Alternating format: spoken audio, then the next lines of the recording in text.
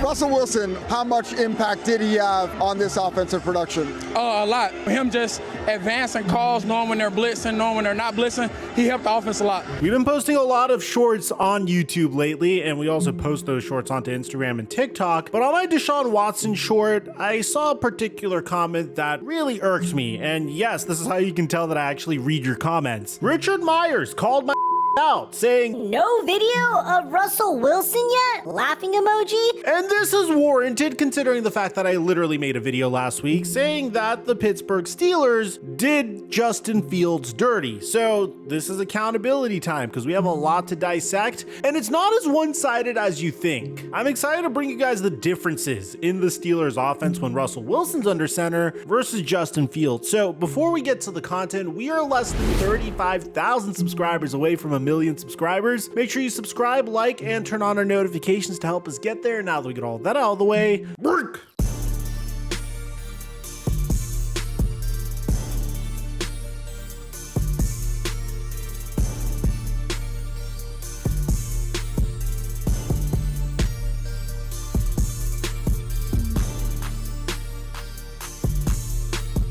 Today's video is sponsored by SeatGeek. NFL season's fully underway, which means I can easily go and watch a Rams game and get a pretty sweet deal thanks to the code that SeatGeek just hooked me up with. I personally love SeatGeek because they rank each and every potential ticket that you want to buy on a scale of 1 through 10, giving a ticket a green dot if you're getting a good deal and a red dot if you're getting a bad deal. And check this out because they're hooking us up huge. No matter how many times you've used my promo codes in the past, if you use my code Mikerophone10, you'll get 10% off of your next purchase on SeatGeek. You can use this purchase towards concerts, festivals, or any sporting event. And for me personally, now that Cooper Kupp is fully healthy, I'm gonna go try to catch a Rams game. So what are you waiting for? Take out your phone, open the SeatGeek app, use my promo code Mikerophone10 so you can get 10% off of your next purchase. But do it quickly because this offer is only available for a limited time. And thank you, SeatGeek, for the sponsor.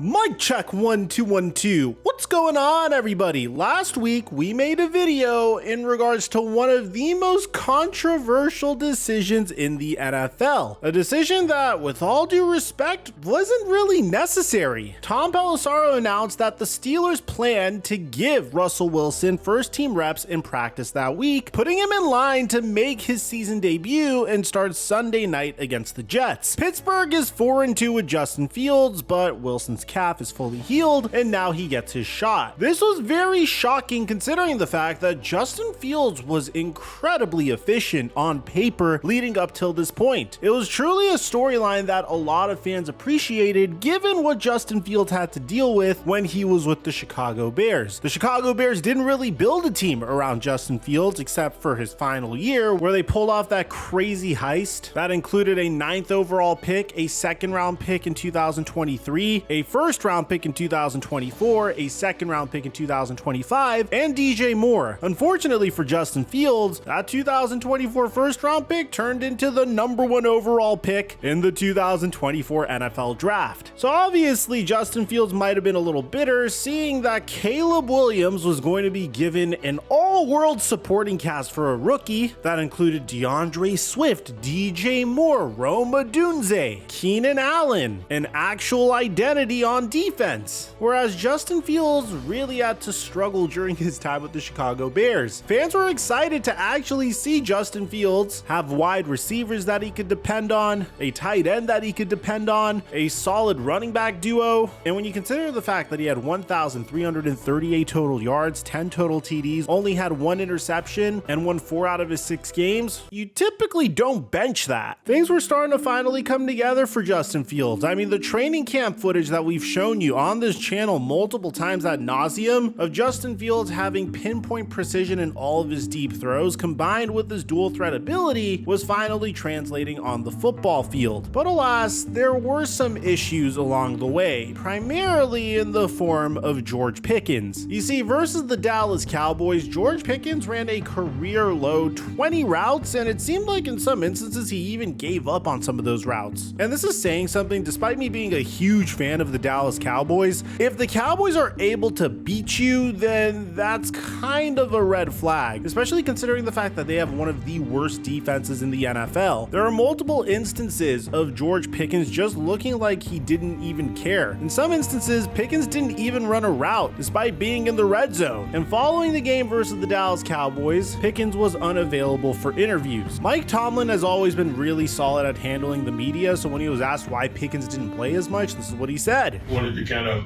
minimize his reps in an effort to get more productivity. You know, we just trying to rep manage in terms of the totality of the big picture. He wasn't less of a focal point in terms of our intentions of what we wanted to do offensively, but we did want to cut his reps a little bit in an effort to get higher quality play. Just in general. But when Mike Tomlin made the decision to start Russell Wilson, fans were shocked and fans were a little upset. But that didn't stop Mike Tomlin from saying this. That's why I'm well compensated. Thank you. A lot of you guys even tweeted at me some footage that still holds up true to this day. For instance, there are some things that Justin Fields can do that Russell Wilson can't do. Like when he's able to take off over here on 2nd and 10 and pick up the first down with his legs. That's something that prime Russell Wilson might be able to do, but not 35-year-old Russell Wilson. Fans were tweeting out some of Justin Fields' best plays, like this throw on the run, which really gave us an idea of how much this man has developed recently. So long story short, I don't think there was a single fan of the Pittsburgh Steelers that was happy about the fact that the Steelers were going to start Russell Wilson over Justin Fields, who is younger and had significantly more momentum. If you even go into my video saying the Steelers did Justin Fields dirty, there is a pretty solid theory as to why this is happening, coming from one of our subscribers, Dominic Russo. His first theory is Mike Tomlin is bullish on Justin Fields and wants to sign him long term. If he plays Russ this year and he's not bad, then the Steelers can pay Justin Fields less money on a new contract and start him afterwards on a value deal. He can also keep the 4th round pick he would owe the Bears and give them a 6th instead. And this is a theory I really like because Mike Tomlin is playing the long game here. You have no reason to rush Justin Fields' development. And believe me, Justin Fields does need some development. He's currently 25 years old. He turns 26 in March. And although he has prototypical size and incredible speed, one of his biggest issues as a quarterback is he doesn't necessarily make the right read, and he's way too overly dependent on his legs, which also results in him taking sacks more often than he should. At this point, Justin Fields has been sacked 16 times, which means that if he started in each and every game, then he probably would have been sacked 45 times, which has been a problem that he's consistently had throughout his career, taking way too many sacks, being way too overly dependent on running, as opposed to trying to take deep shots down the field, which is what could have frustrated George Pickens. Storm Airy said, as a Steelers fan, I feel like coaching staff are disrespecting Fields. Mans was getting comfortable with his offense and improving pretty much weekly. Russell Wilson isn't the future of any franchise. It's really easy to say all this, and by the way, I agreed with all of this. You gotta own up to your take, and typically I would say this is probably the most bizarre move that you could ever make. Russell Wilson's currently 35 years old, but the thing is, both of these quarterbacks are on expiring contracts. If you play Justin Fields for just 6 games and he shows you a little bit of promise, no team is going to sign him to a major deal following this season. Justin Fields might get like a 2-year contract with the Pittsburgh Steelers following this season just based off of what he was able to do in those 6 games. But if you played him for the rest of the season, then he might get a top 10 contract. Somewhere in the ballpark of what Kirk Cousins got from the Atlanta Falcons is what I'd speculate. But at the end of the day, Justin Fields couldn't have said it better himself. I mean, I don't think I played, good enough. If I'm being real with you. If I'm being real with myself, I think if I did play well enough, I don't think there would be any sort of If you take a look at the way Justin Fields played in the final start of his career, you can just tell that once again, he and George Pickens just were not finding each other, and their connection was a little off, which is a little problematic at this point, especially because the Steelers really need to figure out what they have in George Pickens. This is George Pickens' 3rd season on the roster, and he's already proven to us that he is a more than capable wide receiver because he had over 1,000 yards receiving last year, despite having multiple offensive coordinators and Kenny Pickett throwing him the football. And while there are things that Justin Fields can do and Russell Wilson isn't as adept at doing, one of the things that Russell Wilson is incredible at that Justin Fields isn't really as solid at is selling the play action, and you can see that literally in these two plays side by side. Russell Wilson is significantly better at selling the play action, and per Pro Football Focus, Russell Wilson had a 101.3 QB rating when he ran the play action versus the New York Jets. Justin Fields definitely gave us more of a sample size. He was a 77.8, and you could clearly see there's a huge difference in the way they sell the fake, but this also results in getting the run game going because now you have a quarterback that's a legitimate deep threat. I mean, let's be honest, Justin Fields doesn't make this throw to George Pickens. We've shown you literally the same play being ran by Justin Fields and George Pickens when they faced off against the Raiders, a considerably worse defense. And I'm not here to tell you that Russell Wilson is perfect, but I will admit George Pickens looked like the next coming of Antonio Brown versus the New York Jets. I mean, some of the throws that were made to Pickens were absolutely insane. The connection between Pickens and Russell Wilson was so magical to watch. And again, I'm not saying that Russell Wilson was necessarily perfect, but the fact that he had this much chemistry with George Pickens to the point where he could underthrow a football and Pickens can still come down with it is incredible. And most importantly, look at how happy George Pickens is. I said we came out here and we gave it our all, man. So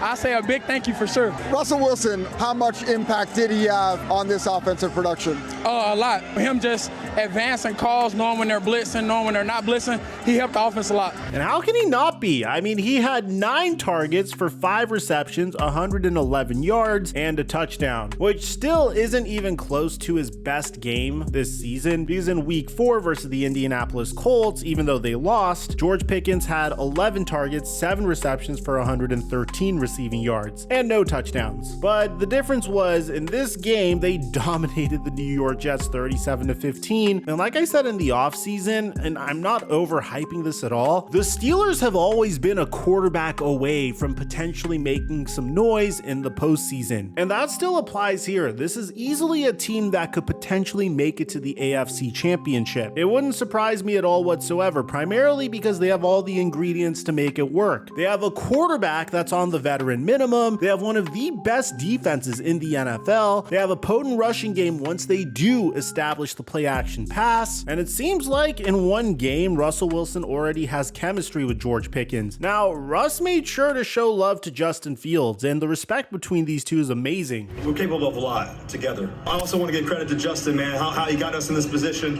What a great player he is. Just his whole team. I just really love it. Just really love being here. And that wasn't the only time he would show love to Justin Fields. I got to give Justin Fields credit, man. Just all the things that he was able to do, how great he's been playing. Man, he inspires me every day, how he works, vice versa. Man, we have a great relationship.